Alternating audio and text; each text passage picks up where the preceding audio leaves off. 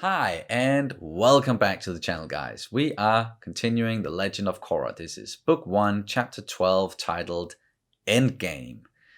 So yeah, we're actually wrapping up the first season of the first book of The Legend of Korra right now. I'm so excited. The last one, Skeletons in the Closet, it really put things into perspective for us when it comes to the villains of this season and how it connected to the past. Wow, yeah, who Amon really is, and him being like a brother of Tarlok. And yeah, we talked a lot about it and just how deep that stuff really was, psychological. Yeah, how are they gonna wrap it all up in one episode? I have a hard time believing it almost, but yeah, they're gonna have to do that because as far as I know, it's a completely new storyline in the next book, or maybe some things are gonna carry over because I do really think that like the villains in this season, like they're really good villains that you can kind of understand why they're doing the things that they're doing, all of that stuff that they got into in the last episode. But unless you have anything you want to mention before, Oh no. yeah, just in case. That's a stain. I don't care. Yes, it's there. We don't care. And you can, of course, always check out our full-length reactions where you can sync up the footage with your own copy of the episode. We also have early reactions for The Legend of Korra where we are several episodes ahead. It's all over on Patreon, and the link is down in the description below. And here we go. We can't let those aircraft take off. Aye, aye, Captain. Ooh, General! General! Alright, you guys wait here until we get back, okay? But Stay. Oh.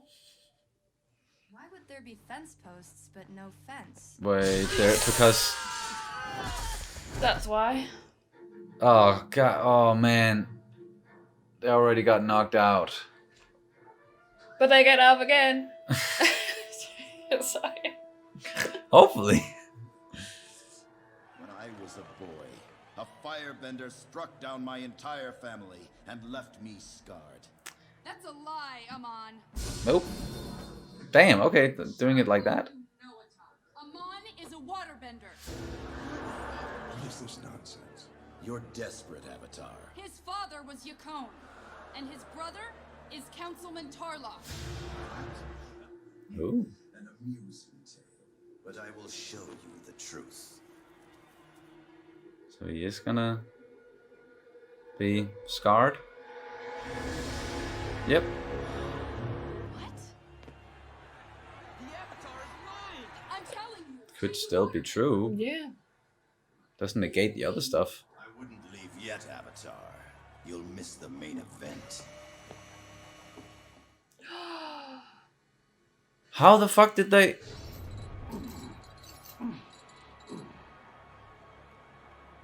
Oh, When did that got happen? away. It was that ship they didn't take down. But it turned like. I am sorry. I intercepted your message to Commander Boomy. I know exactly where they're hiding.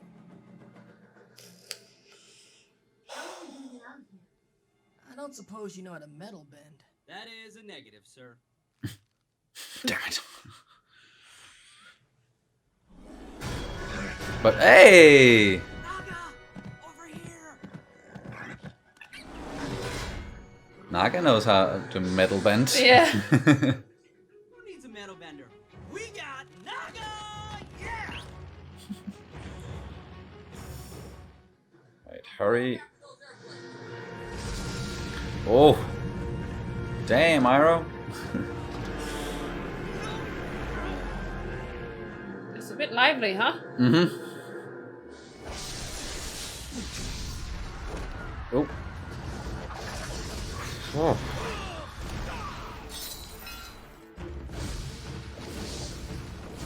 There we go.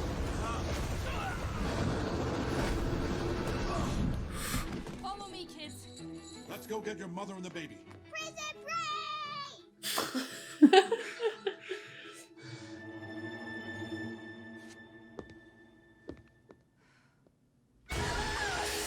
Oh. Shit, there we go with the blood bending.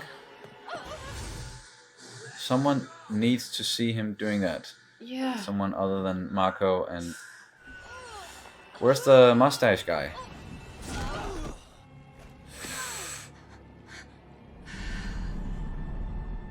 Shit. What? I told you I would destroy you. Huh? Well, that whole thing we talked about in the last one, where people might be able to get their bending back, I think that's, yeah, a safe, like, come on.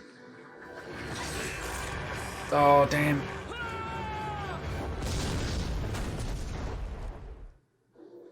Shit, how are you?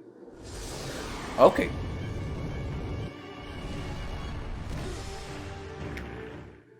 Yeah, what do you need a plane for when you can do that? Uh-oh. Yeah, do that.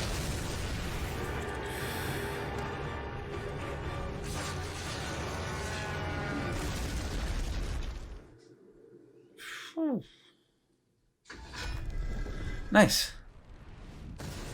Thanks for looking out for me, Aang. Oh, just hearing that actor say "ang." Oh, Woof. damn. Could have used Naka's help in some of the previous fights. Yeah. Asami, Oh, what do you think you're doing? You are aiding the very people who took your mother away. You don't feel love for Mom anymore. You're too full of hatred.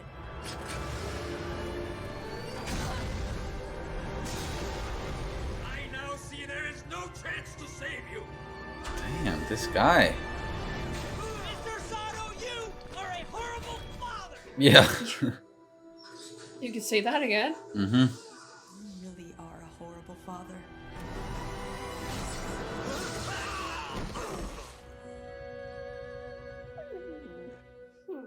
Indeed. It's fucking tragic. Come on. Everything the Avatar said is true, isn't it? Whoa. You traitor! I dedicated my life to you. That's gonna stop him from bloodbending you. Yeah. You served me well, Lieutenant.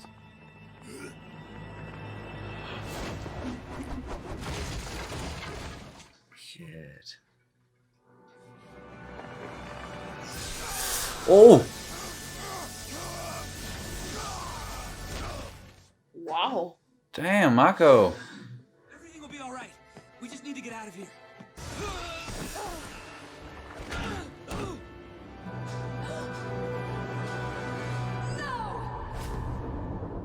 Oh, she's airbending. Impossible. I can airbend? I can airbend! Yeah.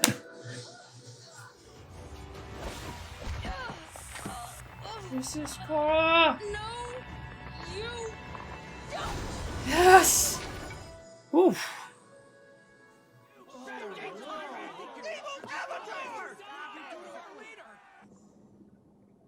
Oh, wait.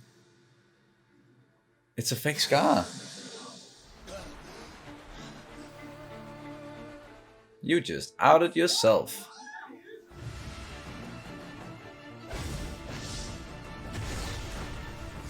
Oh shit, but he's getting away.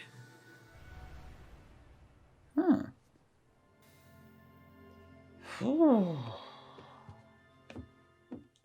Oh.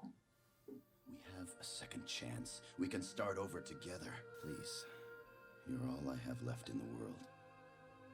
I can't believe Amon got you too. Hey, at least you unlocked your airbending. Bro, not the time. Right. I'll just stand over here.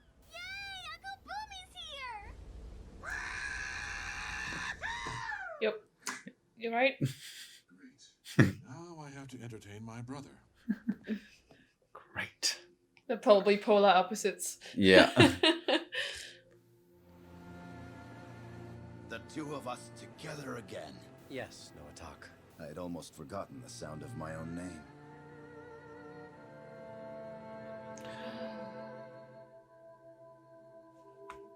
my god, no. Oh shit. It will be just like the good old days. Holy fudge.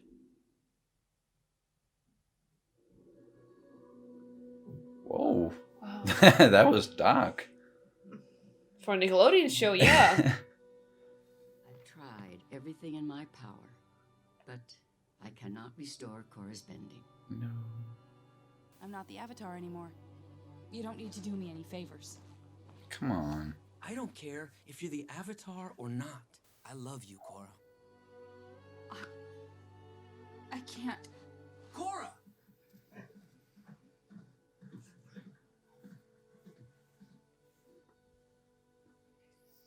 We need to be patient with her. It will take time for her to accept what has happened.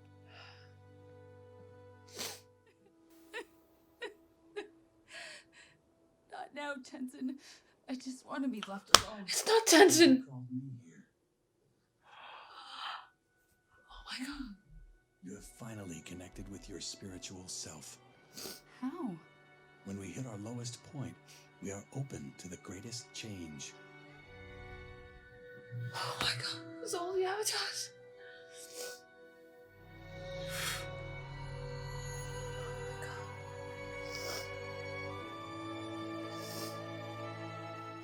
Oh my god.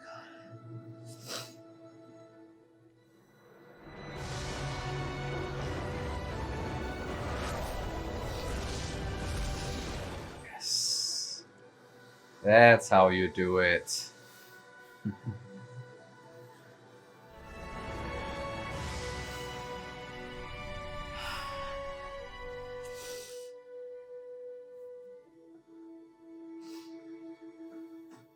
I love you too.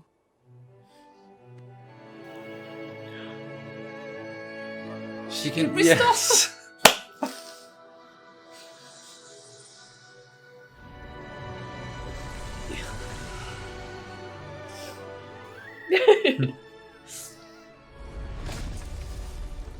Thank you. I am so proud of you, Avatar Korra.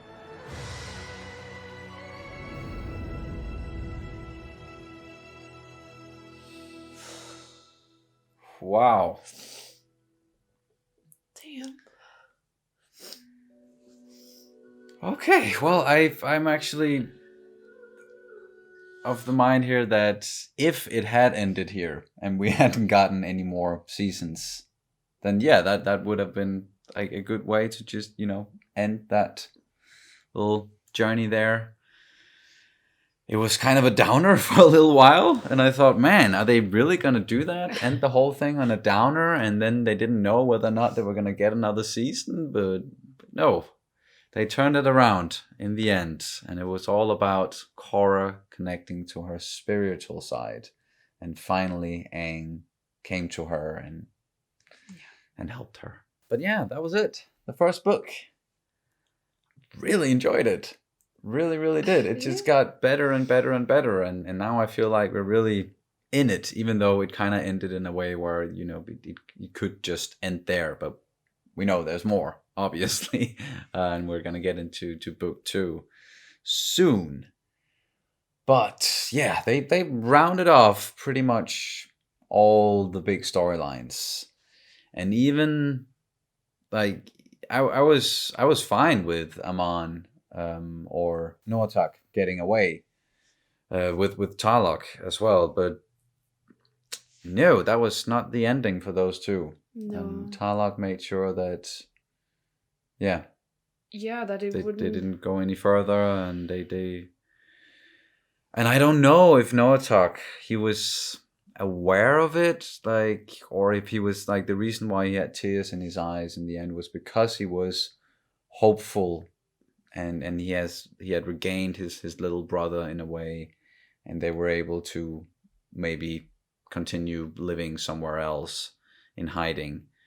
But that was not, Tarlok was not going to let that happen, so to say. And I think it's reasonable to say that even though he didn't like bloodbending when he was able to, we also knew that he was actually a very good kid. And having seen his father's demise, or at least his second demise, or he told he was doing all of this horrible stuff as a mob boss in Republic City, and just seeing how he was trying to learn, like using them as tools, like revenge tools, and seeing how he actually succeeded. That even though his bending was taken away, he still had a lot of like revenge and hatred in his heart for Republic City, and he never really turned around his life around in that regard, because he was so consumed by this revenge and basically almost pure evil. And just seeing Amon following in his footsteps, knowing that Nortak probably wouldn't return completely, because he might easily be corrupted again. And I think he was just trying to again show his strength. I think he has been showing his strength for a long time now, like really stepping up to the possibility that Nortak might do it again, and just saying enough is enough, and just ending We're gonna end it here. Miserable lives. I think you're definitely right, actually. And even going back to Yakone there, like, he still had all of that hate in him all the way through. Like, love couldn't save him. Him meeting someone and falling in love and having children, that didn't save him. That didn't take away, like, the anger and the hate and the hurt. And he just kept on, passing that on. So, yeah, I totally get Tarlok's decision that if our father couldn't do this, and the damage he did to us is so irreversible, that we don't really have a future. That's like, our future can never be this happy thing. So ending it here is probably the only way out, and the right. I don't know, like this. I don't want to talk about like doing the right thing or the wrong thing. It was just the for him in that moment, and with all thinking of their past and everything they had gone through and what their father did to them, then that was just the conclusion he arrived at, that this is what I need to do, and then he did it. And really fucking sad ending to those two, even though they were like technically the villains of this season, of this book. But they ended up being, more than that. And we got a lot of insight into their psyches and just how messed up they were once again. So it's, I enjoy the more three-dimensional villains. And like the gray areas of morality, like not saying what's right or what's wrong. And of course we don't condone violence and basically murder. But I can definitely see it from his perspective as well. And another thing with like family, and another father who definitely wasn't winning any best father of the year awards was Asami's father, Sato. And he, like, it's also understandable in a way, to an extent, with him, that he had a lot of hate for benders, because that's how he lost his wife, that's how Asami lost her mother. But whereas Asami had been able to grow beyond that and let go of the hatred when it comes to what happened to her mother, Sato, he wasn't able to do that at all. And so much so that it even turned him against his own daughter. Like, he was blinded by the hate. And she also even said it, like, you're not doing this out of love for my mother or your wife. You are doing this, like the hate, the anger is overpowering your love for her. Now now it's just full on hatred. Pure Sith all the way through. But still sad just seeing those two, like, families going up against each other like that, a father and a daughter, and she's had to like take him out and come to the realization that my father is not a good man. And that's hard. Like, she went through a lot in this season as well, and even also just ending with, they didn't necessarily like go into like the big talk or anything like between her and Mako, but she did lose him in a way as well. I'm sure they're still gonna be friends, but he did make his choice. That's for sure. he made his choice, and ended with a very romantic moment with Korra. But yeah, feel bad for Asami still. Although I'm sure she's gonna be able to bounce back from this, because she's such a good person, a very capable person, and has a lot of strength. Like really, she's one of my favorite characters from this season. Actually, I think. Okay, cool. I don't know. Like she just her plight and what she went through. Like it kind of spoke to me as well. But to be fair, like all of the characters, I think very well rounded and. Most of the time, I'm sure there are some nitpicks here and there, of course. I actually think Mako is very boring. Mako, yeah, he might be one of my boring. least favorite characters. Although, like, he is like badass firebender, and he can do the lightning, and was able to get the better of Amon like real quick in that situation there when Amon had taken away Korra's bending, or so he thought. I actually thought that with Amon taking away Korra's bending, that because she only had air left, then we would end off the season with this. And then because the first book is called Air, then perhaps it was the other 3 elements books were about her regaining one element at a time. Okay, yeah. I don't think like the other, like the remaining books are called Water and Fire and Earth. I think it's like spirits and something else and something else. Haven't really looked into it. But yeah, I saw that as a possibility as well, definitely. I was like, okay, well, she's got airbending, so now she's just where Aang was at the start of the last airbender, and now she needs to like learn all the other elements. But no, what she needed to do was get in contact with her spiritual side. Yeah, I just very quickly wanted to mention, I think it's very symbolic in a way. I don't want to say ironic, I want to say symbolic. That the element that she was struggling with the most was the one that didn't let her down when she was really in the end, yes, and the one that kind of saved her. Yeah, because she had, perhaps because she had such a tough fight with that element, that perhaps that was also why she kind of wasn't able to achieve airbending, or use it until the very end, when she couldn't lean on the other elements that she knew how to use. So once that was no longer an option to her, she might have had an easier time unlocking it, and then that also, as I alluded to, maybe helped her get into contact with her spiritual side, and she didn't have all these things to lean on that she had before. I was actually thinking that maybe because she went through such a hard time, that it was easier for her to unlock that again, like unlock airbending again, because she just went through it. She just went through the whole unlocking the airbending thing. Oh yeah, but she never really got to airbend. She was never able to really do it until the very end. So I think like she never really unlocked it. Okay, and this was the time she actually did it. Yeah, she did it, and spectacularly. So yeah, exactly. And then Amon, Nortak, he outed himself. He sure did. That scar looked real, but then again, this is animated, so it's hard. Like it's easy to just turn that around and say, yeah, that was just fake. It was painted on, and then he waterbended in front of all the people. And that was kind of like it for him.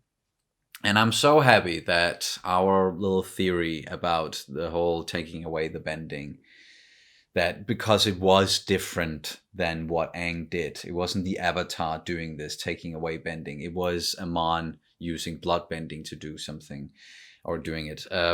Then perhaps it could be reversed in a way, or like some of these people could get their bending back, and that was the case in the end. Yeah, thankfully. But I also think maybe because you have been given this ability to take away someone's chi, you might be able to save someone's chi as well. Yeah. So the it's Avatar like a give and take thing. Yeah, the Avatar can take away, and the Avatar can give as well.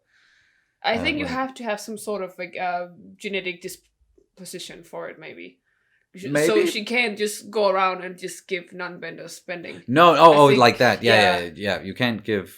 Maybe, yeah, probably not. I don't know. But That it seems like you can only do it on people who were benders before. or and then- maybe that's the topic of the next villain. Yeah, Perhaps. We don't know. we'll see. We'll see. Someone's just creating a lot of benders all of a sudden. Yeah, in and the it's next just book. like, hey, no, because you cannot tell other people how they should live their lives. What's the ideal for them? So Exactly. you can't just push your agenda as a bender upon non-benders. Yeah. We'll But- see if that's gonna be the case or not. But now she's able to get into the avatar state and actually Well, yeah. do that. I and- still think she needs to control it. And if you said like spirits was the next one, maybe it's about.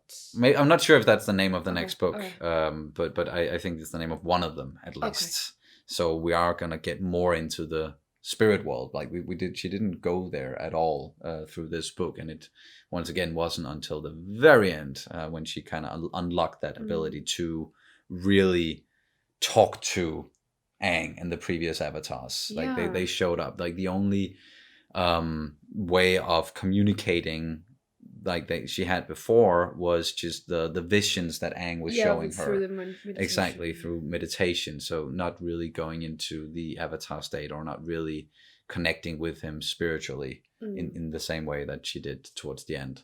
So I'm also hoping then that now Aang and some of the other avatars, maybe Roku again or Kyoshi, that she's going to be able to get in contact with them during the next book and the next and the next. And we're going to see more of them and once again, more of the whole spirit side of things. Yeah, and I think it says a lot about her character. And as somebody has pointed out a couple of times in the comments, that Korra spent her whole life being a master of at least 3 elements. And she has spent her whole life as the avatar, and she was fully aware of it. And I think in that regard, she never felt hardships. She always had everything, and we also with the White Lotus, and when she was sent to the island to live, and there was no she had everything, and then she learned she met Mako and Bolin saying that how they had to pay for everything, and she was like, I don't pay for stuff because I'm the avatar. Yeah. She's never felt any hardships, Not in that real way. hardships. So when her bending was taken away, she hit that rock bottom. Yes. And we've seen Aang, who was pretty But he's hit that rock bottom before. many times. Yeah. And we also saw how he couldn't control it, but also that he was actually able to go into the avatar state. But this was her first time meeting the rock bottom. Yeah. And as Aang said when he showed up, powerful, and damn, that was really that was a nice way of doing it. When he showed up, he said, when you hit that point, like the absolute lowest point, that's where you are open for change, or the most open for change. Yes. When you hit something that hurts you deeply, that is when you change. And I like that they didn't say for better or for worse, because you can definitely change for worse when you hit rock bottom. I think that's what happened with Tarlok and Amon. Yeah. So Yeah, we saw both sides. Yeah, and I think that was so great, and it was just such a powerful scene, and very symbolic once again. A lot of tearbending. Yeah, they really got us there. Just with the low points in this episode and the high points as well. It's emotional, really, and just where things are gonna go from here. It's once again like it was a nice ending to things, but it's of course gonna leave the door open for more adventures with Avatar, Korra, and everybody else. And we got to spend some more time with General Iroh in this episode as well. Damn, he's capable. Very capable. He just took out those airplanes there just all by himself, pretty much, and flying around using the firebending as kind of like jetpack almost thing that we've also saw.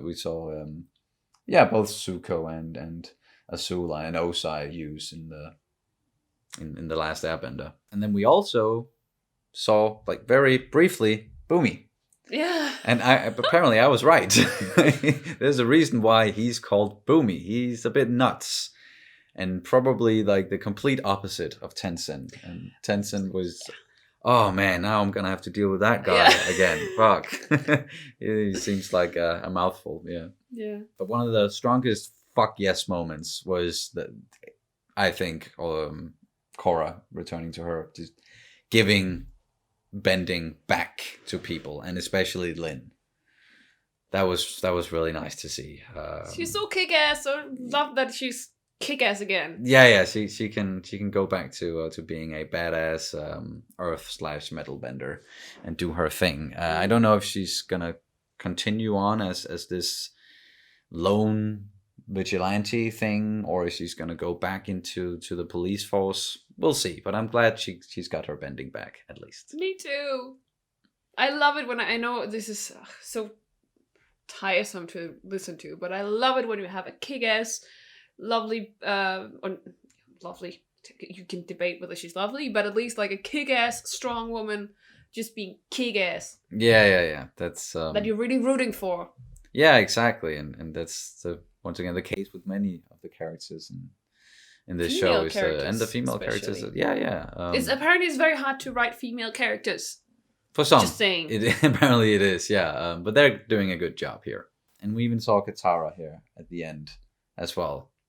That was really nice. Just speaking of female characters. Yeah, most powerful healer in the world. Oh, and it was also nice to see, just the last thing for me at least, with I don't know if we ever got a name, but Amon's right-hand guy, the mustache dude, that he actually turned on him. And it did have consequences, this whole, like, finding out about Amon's past and that he had been lying to the Equalists. I like that, and I like that we got that part of it as well. He wasn't really able to do anything against Amon, and I hope he survived. But yeah, that was just a nice little detail. You know, it was really unclear. It was really unclear, yeah, once again. Did Jet die? Yeah. You know, it was really unclear. And all right, with that, I think we're done. Yeah, that's going to do it for this reaction and review of The Legend of Korra, Book 1, Chapter 12, Endgame. And then we're going to move into Book 2 very, very soon. Can't wait. But thank you all so much for watching, as always, and we'll see you very soon. Bye. Bye.